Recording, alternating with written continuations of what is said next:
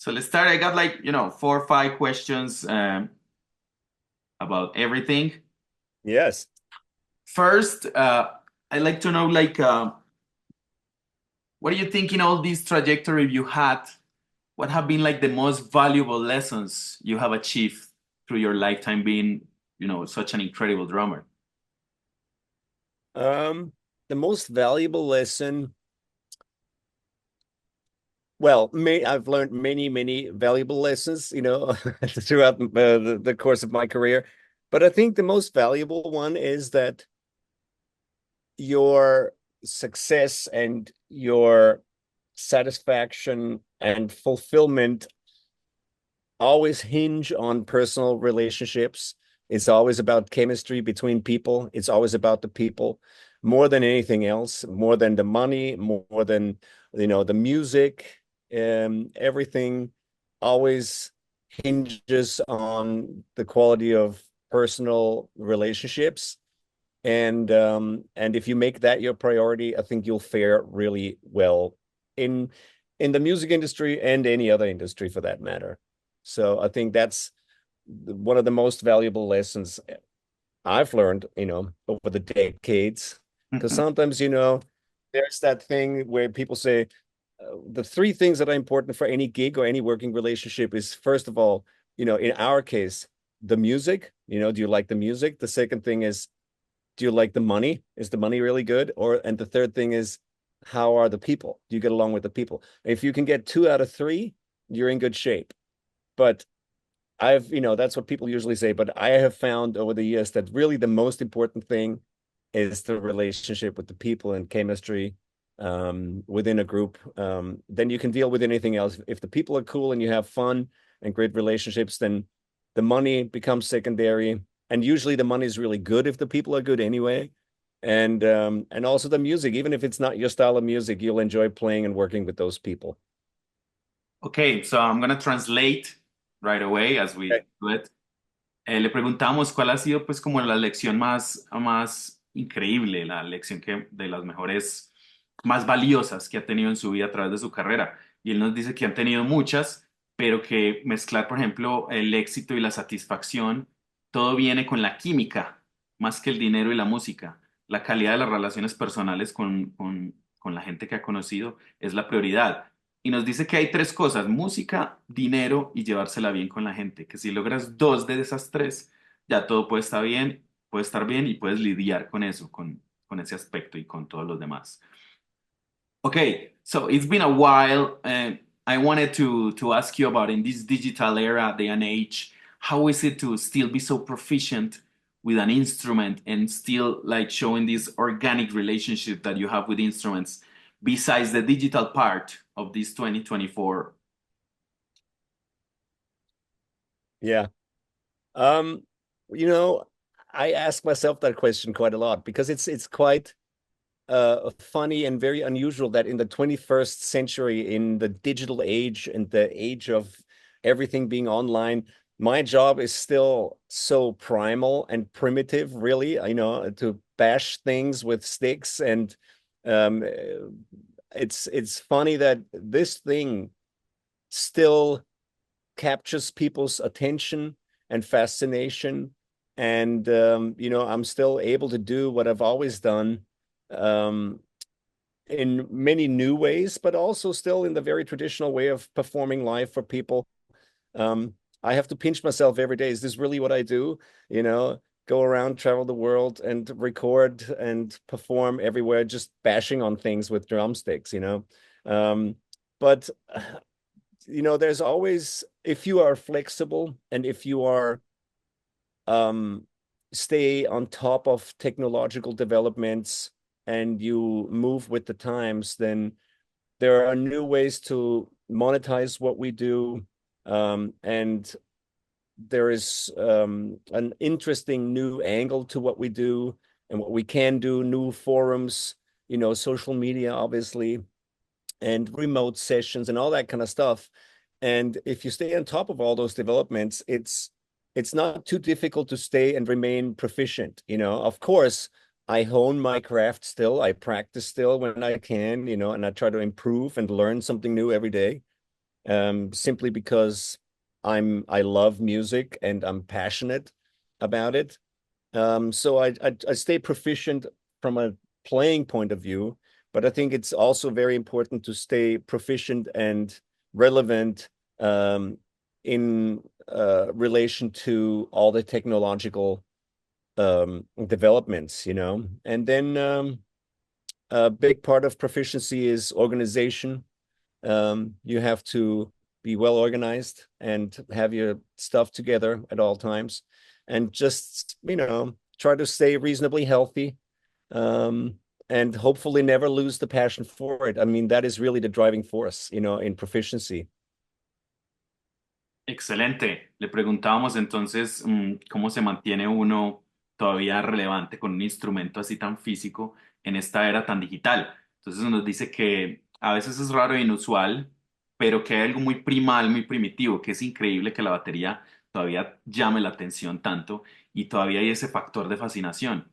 A pesar de que él tiene modos muy tradicionales, también se enfoca en lo moderno. Él se pellizca y dice que es increíble todavía tocar por el mundo y viajar a través de esto, pero que es muy flexible también y que hay que estar a la par de la tecnología, que hay que buscar las formas de monetizar, hay que verlo desde diferentes ángulos, estar en los medios sociales, las social media, también ver los foros y practicar y aprender algo nuevo, pero que lo más relevante de tener este nivel es ser organizado y también tener pasión y estar muy saludable. All right, that's so good. What do you think about these channels, for example, like Dromio, where they have people from different genres trying to learn things like different approaches? How has channels like these helped to promote the attraction, the fascination for drumming? I think that any channel or online platform that promotes playing an instrument is a wonderful thing, period, you know. And the more the better, as long as we manage to inspire the next generation to pick up an instrument and play an instrument. You know, we're all winning, and no matter which platform it is. And I've been very much involved with Drum Channel. You know, it's a US platform owned by Don Lombardi, who is the founder of DW Drums.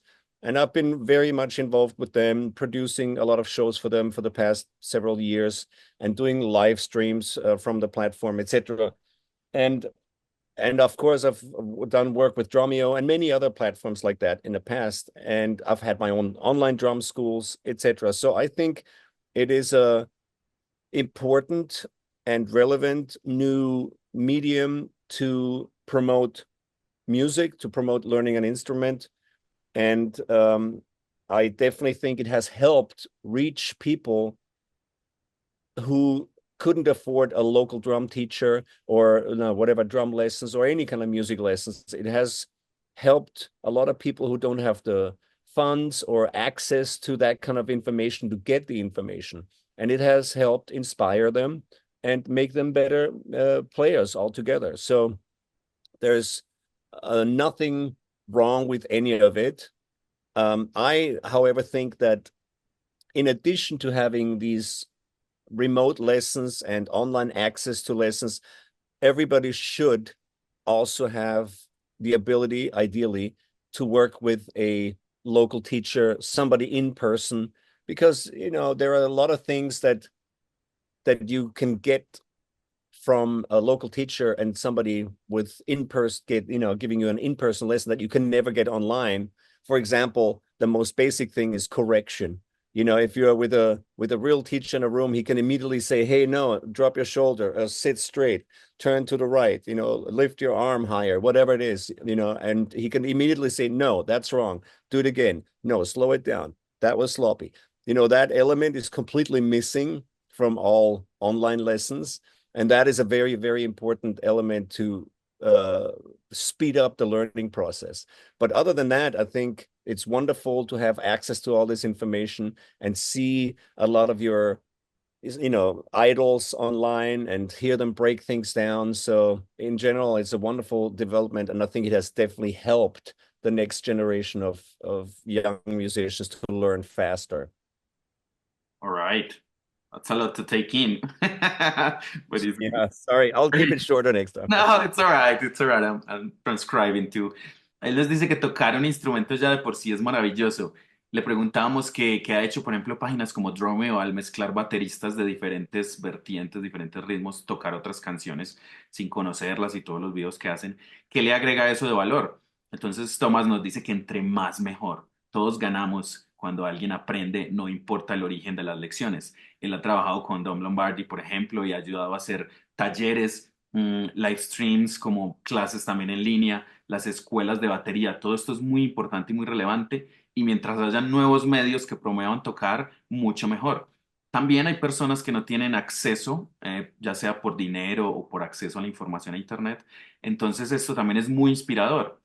Además que el acceso virtual también da como una oportunidad de mejorar esas habilidades. Pero también Tomás nos dice que tener a alguien local en persona, in person, es muy importante también, sobre todo por la corrección de lo básico. Puede que haya algo de postura o mejorar el ritmo, acelerar.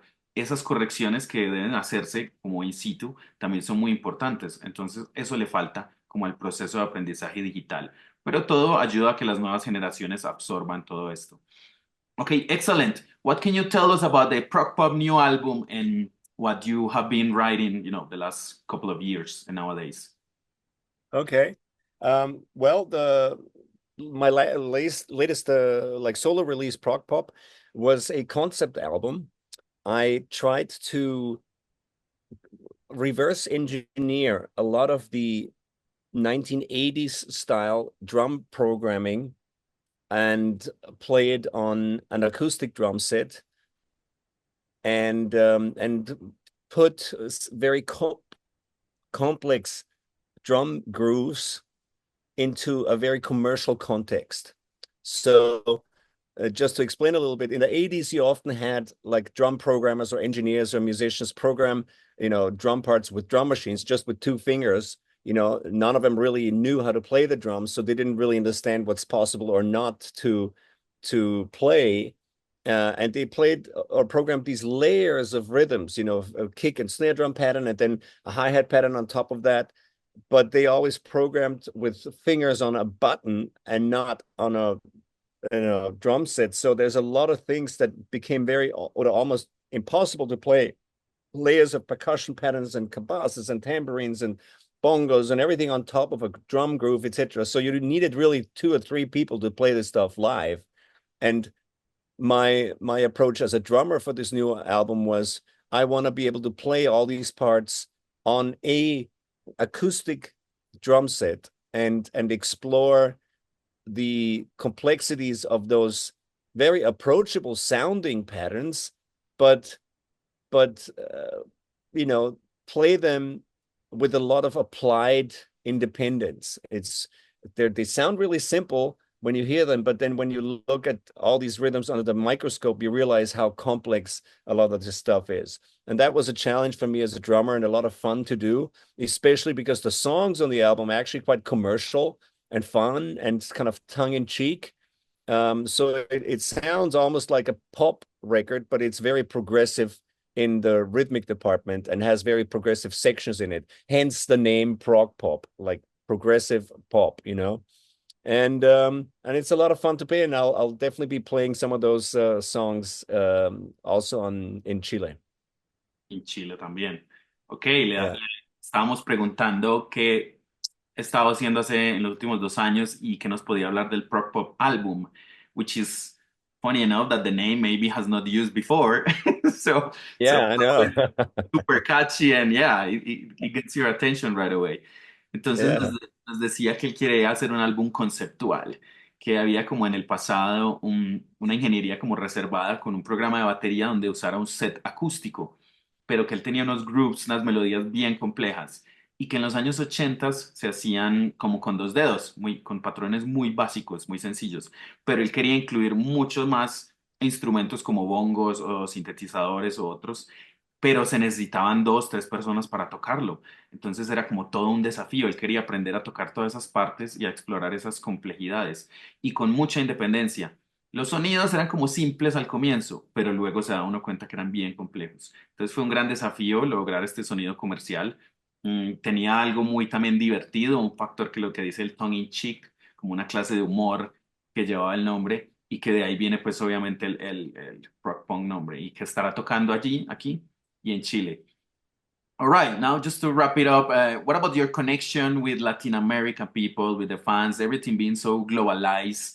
I guess each country or each sort of audience you have has its own personal interest too and groove, just to say it like that.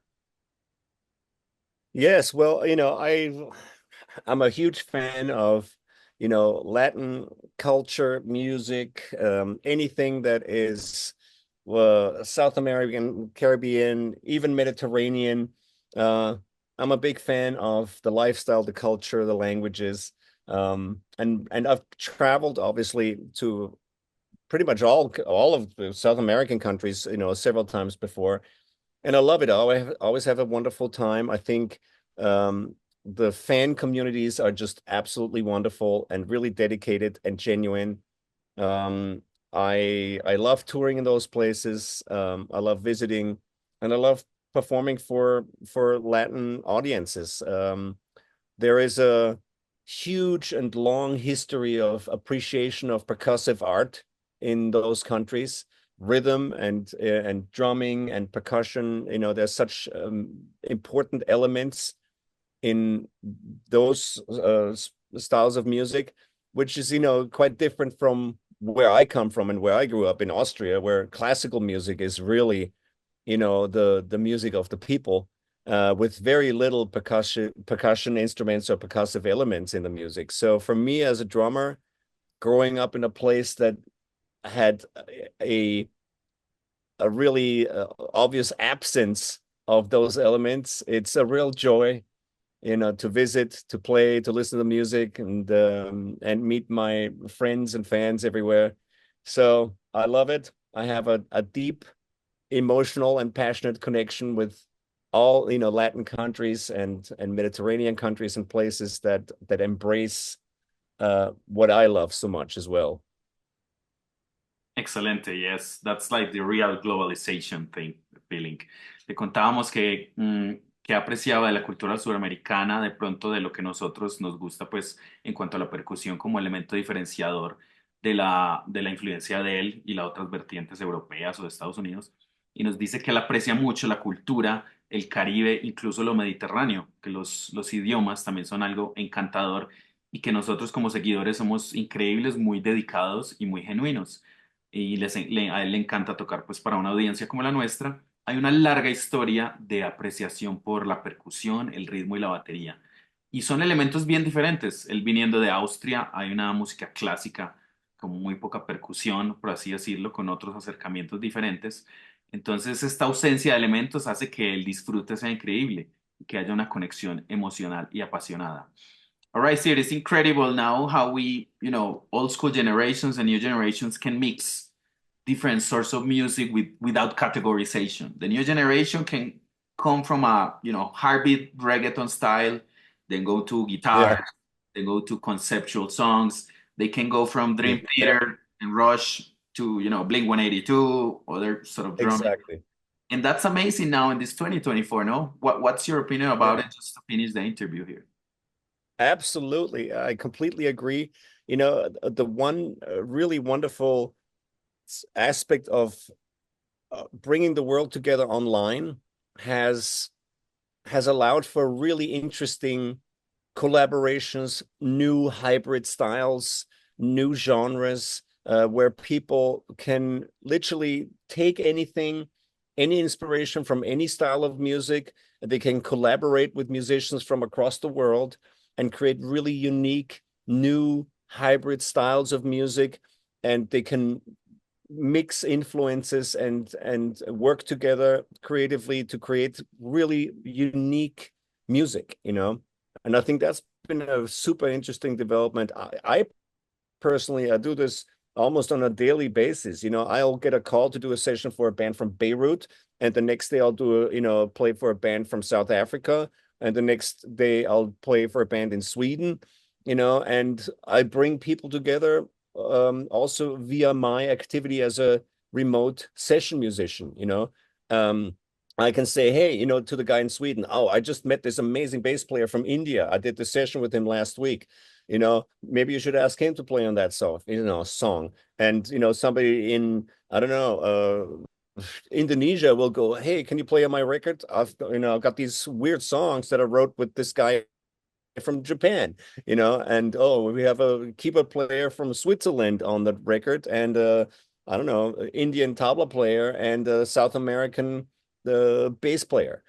So it's you end up in really unique situations where all these different flavors and influences come together, and you create some music that would be cost prohibitive to create if it would involve travel and going to all these places, etc. So I think it's a super interesting development. And yes, I think there's more tolerance for new music now because everybody's exposed to so many different styles. People get used to hearing new things and exploring new things. And I think it's a wonderful development in from a creative and artistic point of view.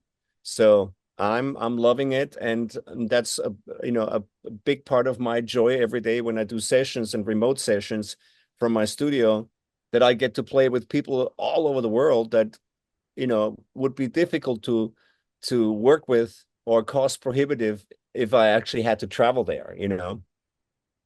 Exactly, that's one of the best advantages of online things. Le preguntábamos ahora que las nuevas generaciones pueden pasar de diferentes ritmos muy fácilmente.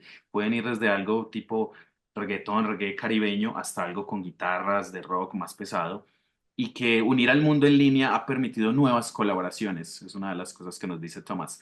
Hay nuevos géneros, algo híbrido, que se puede tomar inspiración de cualquier género para crear algo único. Y al mezclar estas influencias, él dice que lo hace diariamente. Puedes tener a alguien desde Beirut unido con alguien de Sudáfrica o alguien de Suecia y la gente se conecta. Él también le puede dar consejos a alguien de uno de estos países. Ve, trabajé con alguien de India, ¿qué tal si escuchas y lo adaptas? Hay un sonido nuevo extraño en Japón o en Indonesia. Eso también lo puedes mezclar con un bajista sudamericano. Todos esos sabores e influencias se juntan y al hacerlo en línea evita costos de viajes y desplazamientos. Sería imposible hacerlo si hubiera que tomar el tiempo y el dinero que hacerlo físicamente cuesta. Entonces hay una parte bien tolerante, bien importante desde este punto de vista creativo y artístico, y él tiene ahí en su propio estudio también esto. Okay, sir, thank you very much for your time. It's been amazing. We expect you here in Medellin. Usually people go to Bogota as the capital, I know, but it's so cool Yeah, that you get to see another city in our country and we'll be of there. course. Yes. Yes, I'm really looking forward to going back to Colombia and Chile. I've had a wonderful time there. I played there before a few times, and I can't wait to come back. Yeah, it's going to be a lot of fun. And thank you, Francisco. Thank you, Thank you sir. for this wonderful interview. Great questions. Thank you, man. And thank you for Felipe. See you on Monday. Yes, Nos vemos, I'll see you Francisco. on Monday. Thanks so much. All right, Chao, bye bye. Francisco. Okay, take care. Gracias, Bye Felipe. bye.